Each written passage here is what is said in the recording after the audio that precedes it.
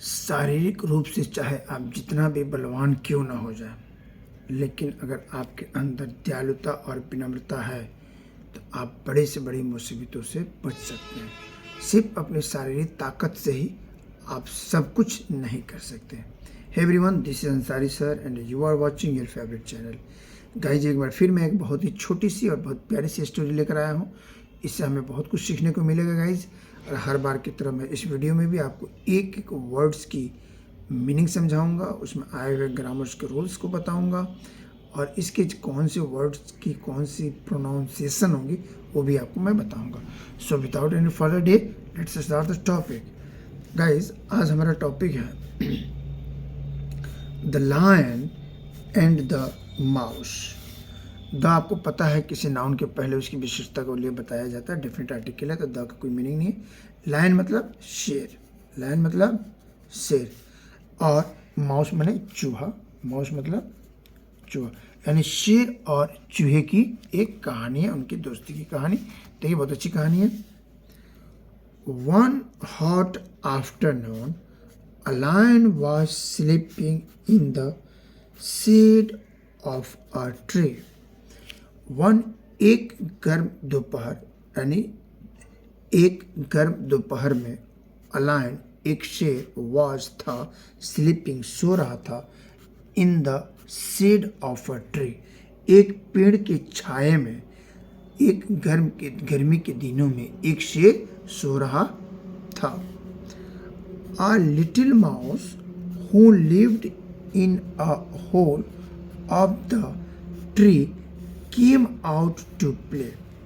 A little mouse, एक छोटा चूहा, हु का मतलब जो, हु का मतलब जी कौन भी होता है और हु का एक मतलब जो भी होता है। यहाँ का मतलब हुआ जो। लिव का सेकेंड फॉर्म लिव्ड यानी रहता था। अगर यही लिव्स होता तो होता रहता है, तो लिव्ड यानी रहता था। इन अ होल, एक बिल में, ऑफ द ट्री, पेड़ की एक बिल में, यानी एक छोटा चूहा पेड़ की एक बिल में, उसी पेड़ के बिल में रहता था। केम आउट टू प्ले, खेलने के लिए वह बाहर आया। Playfully he ran all over the body of the lion.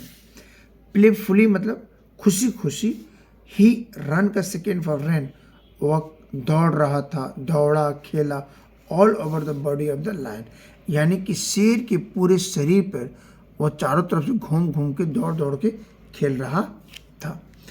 The lion left disturbed in his fill. The lion left यानी कि शेर, डिस्टर्ब इन हिज स्लीप यानी उसकी नींद में खलल पैदा हो गई, लायन की नींद में खलन पैदा हो गए। सडनली, अचानक, ही वॉक अप, वह जगह, वेकअप मैंने जगना, वेक का सेकेंड में वॉकअप यानी कि पास्ट इंडेफिनिट टेंस, वह जगह। सडनली, अचानक, ही वॉकअप, वह जगह, and caught the mouse. Catch मैंने होता है गाइस पकड़ना, कैच का सेकेंड फॉर्म कॉट यानी पास्ट इंडेफिनिट टेंस। उसने वह अचानक जगा और माउस को, चूहे को पकड़ लिया। The poor mouse was frightened. The poor mouse was frightened. यहाँ पुअर का मतलब गरीब चूहा नहीं होगा गाइस, यहाँ पुअर का मतलब होता है बेचारा। द बेचारा चूहा वॉज था, फ्राइटेंड, इसे गाइस कहेंगे फ्राइटेंड यानी कि डरा हुआ, यानी कि बेचारा माउस जो है वो डरा हुआ था। He squeaked in a feeble voice. He squeaked का मतलब गाइस होता है चिल्लाया या चिल्लाना। तो squeaked में ed जोड़ दिया तो वर्ब का सेकेंड फॉर्म आ गया। तो he squeaked in a feeble voice. feeble voice का मतलब होता है धीमी आवाज़। feeble का मतलब धीमी आवाज़। तो वह एक धीमी आवाज़ में चिल्लाया, प्लीज, कृपया, O kind king of the jungle, जंगल के ओ महान राजा, please forgive me. Forgive means guys होता है माफ़ कर देना। जंगल के ओ महान राजा, आप मेरी इस भूल्स को मुझे माफ़ कर दीजिए। Have mercy on me and let me go. Have mercy on me, मुझ पर दया कीजिए, एंड लेट मी गो, मुझे जाने दीजिए। गाइज, लेट एक कॉजेटिव वर्ब है जिसका कई सेंसों में यूज होता है। यहाँ लेट के दो के सेंस में, जब किसी हिंदी वाक्य के अंत में आ जाए दो, तो वहाँ के भी लेट का यूज करते हैं। तो लेट मी गो, मुझे जाने दो। लेट मी स्लीप, मुझे सोने दो। लेट मी स्टडी, मुझे पढ़ने दो। Let me watch this movie, मुझे ये फिल्म देखने दो। Let me go to school, मुझे स्कूल जाने दो। इस सेंस में यूज करते हैं। I will repay your kindness one day. I will repay, repay का गाइज मतलब होता है यानी बदला चुकाना। रिपे यानी जो कर्म आपने मुझे किया, एहसान किया, मैं उसका बदला चुका दूंगा। तो आई विल, मैं करूंगा, रिपे बदला चुकाऊंगा, योर काइंडनेस वन, एक दिन मैं आपकी इस दयालुता का बदला चुका दूंगा। प्लीज मुझे अभी जाने दीजिए। The words of the tiny mouse amused the lion। The word of the tiny mouse यानी छोटे से चूहे की इस आवाज़ को amused the lion। amused का मतलब गाइस होता है खुश कर देना, शेर को खुश कर दे। जितनी पोलाइटली के साथ उसने कहा, तो उसकी बात सुनकर यह खुश हो गया। He said, उसने कहा, You have funny ideas। तुम्हारे पास बहुत ही दिलचस्प विचार है। फनी आइडिया, शरारती आइडिया है। लिटिल थिंग, छोटी बात है। You have funny idea little thing, ये एक तुम्हारे पास कितनी फनी सी बात करो, कितनी छोटी सी बात है। How can a tiny creature like you help a mighty king of the jungle. देखिए घमंड में क्या बोलता है ये, how can a tiny creature, tiny का मतलब छोटा और क्रिएचर मैंने प्राणी। How can a tiny creature, एक छोटा प्राणी जो ईश्वर द्वारा बनाया गया, लाइक यू, तुम्हारे जैसा, हेल्प यानी मेरी, एक छोटा सा चूहा तुम्हारे जैसा मेरी क्या मदद कर सकता है। अ माइटी किंग ऑफ द जंगल, मैं क्या हूँ, जंगल का एक शक्तिशाली राजा हूँ। एक जंगल के एक शक्तिशाली राजा को तुम्हारे जैसे छोटी सी टीनी एनिमल क्या मदद कर सकता है। Some days later, कुछ दिनों के बाद, the mouse heard the lion roaring in pain। Guys बहुत ध्यान सुनिए। Some day after, कुछ दिनों के बाद, the mouse heard, चूहा ने सुना। हेयर का सेकेंड फॉर्म हेयर्ड, अगर हेयरिंग हो तो सुन रहा है। अगर माउस वाज हेयरिंग तो मतलब माउस सुन रहा था चूहा, लेकिन हेयर्ड यानी चूहे ने सुना। द लायन, शेर, रॉरिंग मतलब दहाड़ते हुए, इन पेन यानी कि शेर के दर्द से चिल्लाते हुए आवाज को उसने सुना। He ran out of his hole, he वह, रैन आउट मैंने बाहर आना, ऑफ मैंने कहा कि हिज होल, वह अपने मिल से बाहर आया।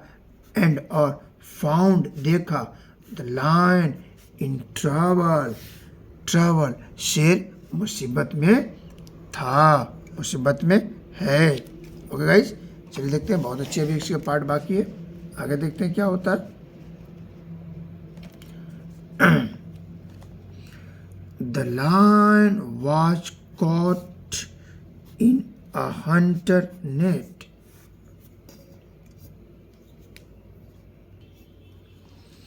The lion was caught in a hunter's net।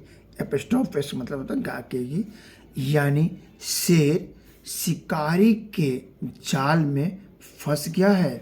देखा उसने कि शेर जो है शिकारी के जाल में फंस गया था। He tried hard to set out himself free। ही मैंने वह, ट्राई का सेकेंड फॉर्म ट्राइड, उसने कोशिश किया।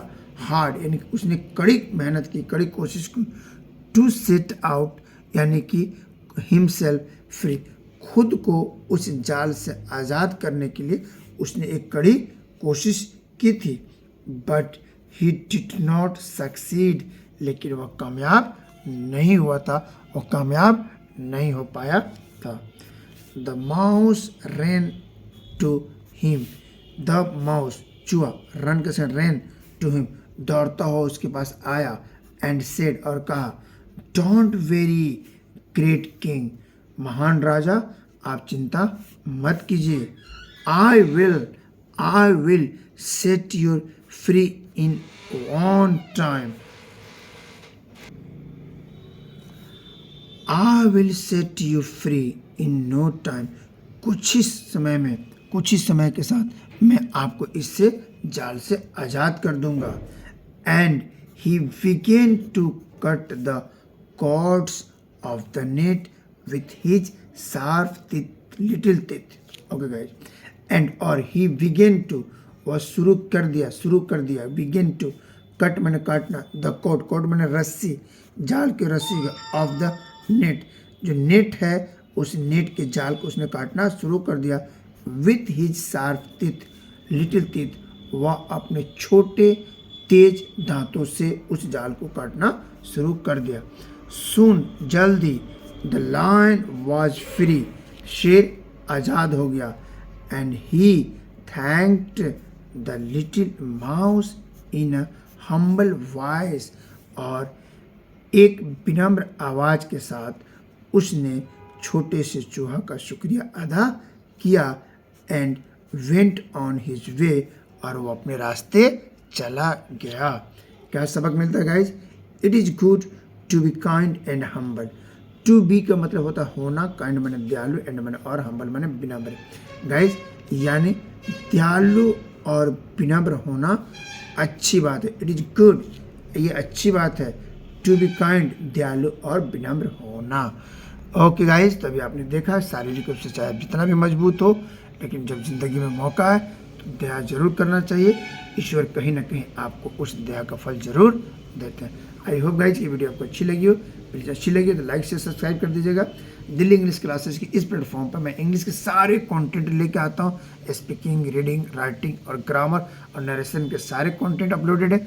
आप विजिट कीजिए और सीखते रहिए। आप अपना बहुत बहुत ख्याल रखिए। फिर मिलते हैं नए वीडियो के साथ। Take care, bye bye and thanks for watching.